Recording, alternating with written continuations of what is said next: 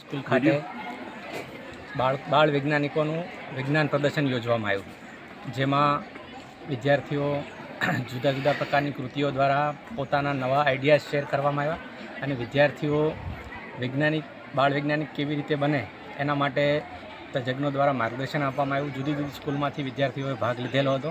અને વિદ્યાર્થીઓએ જુદી જુદી કૃતિમાં છેલ્લા 15 દિવસથી અગસ્ત્ય ફાઉન્ડેશન LNT દ્વારા જે સહાયરૂપ જે વૈજ્ઞાનિક લેબ છે એમની સાથે મળી અને શિક્ષકો દ્વારા છેલ્લા 15 દિવસથી મહેનત કરતા હતા અને આજે આ વિજ્ઞાન પ્રદર્શન એમના દ્વારા યોજવામાં આવ્યું. વિદ્યાર્થીઓએ સરસ કૃતિઓ બનાવેલી હતી અને પોતાના જે નવા આઈડિયાઝ અને વિજ્ઞાનમાં છુપાયેલા રહસ્યો છે એ જુદા જુદા પોતાના મોડેલ્સ દ્વારા અમને રજૂ કરવામાં આવ્યા અને જાણીને ખૂબ આનંદ થયો કે વિદ્યાર્થીઓ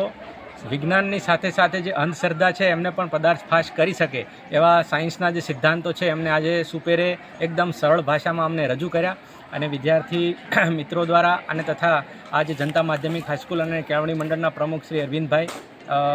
ગ્રામ પંચાયતના અમારા સરપંચ જાણાબેન, તાલુકા પ્રાથમિક શિક્ષણ અધિકારી મનીષ પરમાર સાહેબ અને શાળાના આચાર્ય એવા ચેતનભાઈ, આ બધાની સાથે મળી અને સરસ એક આયોજન વિજ્ઞાન પ્રદર્શનનું ખેરગામ તાલુકા કક્ષાનું કહી શકાય એવું સરસ આયોજન કરવામાં આવ્યું અને તેમનું પ્રદર્શન આજે અમે નિહાળ્યું. ખૂબ ખૂબ આભાર. Thank you.